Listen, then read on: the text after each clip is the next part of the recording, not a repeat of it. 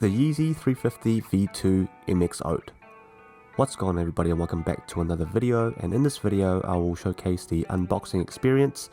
I'll provide you some details as well as my honest opinion and thoughts about the sneaker itself. And then to end the video I will have my montage of the on feet shots with 5 different pairs of pants so that you know what they look like on feet.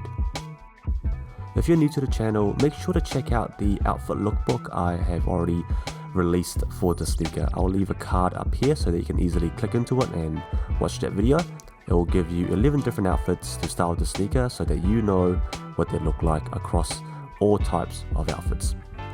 So here is the unboxing, and right out of the box it is the standard cardboard box.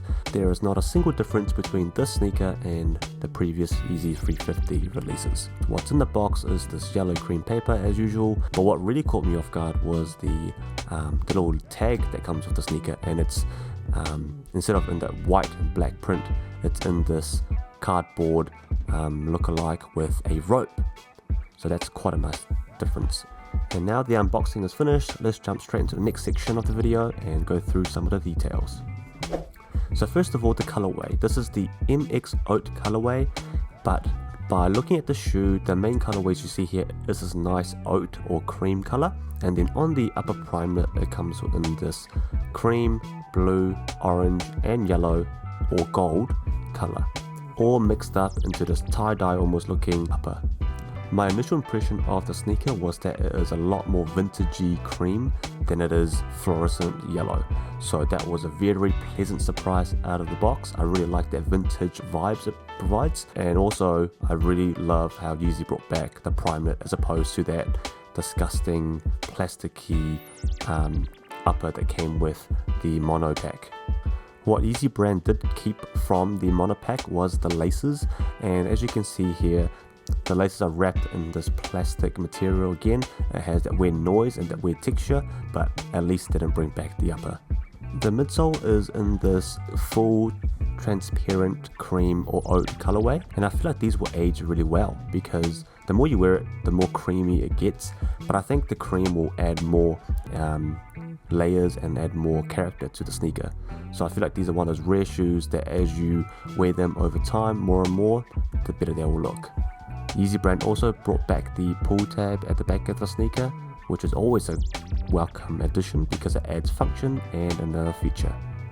In terms of sizing, these do fit half a size small, so if I were you, I would go half a size up. For instance, in an Air Jordan 1, I would wear a size US 11, but for Yeezy's 350 V2s, I always go to 11.5. However, because they brought back the primeknit, it does provide a little bit of give as you wear the sneaker over time, but personally I would still go half size up if possible. Of course, if you have the ability to try them on in store first, I recommend that, but given the nature of Yeezy sneakers, they're not always available, so if you are buying blind or if you're buying online, make sure to go half a size up, you won't regret it. In terms of resale prices and value retention, these are doing surprisingly well. They are holding up at around $250 to $270 on StockX at the moment, and they are retail for $220, so not a bad price to buy them if you really love the sneaker and you missed out on retail, but also not a bad price if you buy them for resale either. So definitely a win-win type of shoe. And now onto the reason why I sold the sneaker off, and that was purely because of sizing. Now I forgot about the sizing initially and bought a size US 11, which is my true size, and that was a huge mistake. I mean, I could manage to wear them for a short amount of time, but I feel like over time they'll just be uncomfortable, and when a shoe becomes uncomfortable for me to wear, I tend not to wear it. It'll just sit on the shelf. I do love the shoe. I did try to get a size 11.5, didn't end up being able to do that. So don't be like me and get the wrong size. Make sure you go half size up. Now with all that said and done, let's jump into the on feet portion and let me know your honest opinions of the sneaker. Did you end up getting a W on a sneaker, and did you get the right size, most importantly? Let me know your thoughts down below, and I'll catch you in the next video. Thanks for watching. Peace.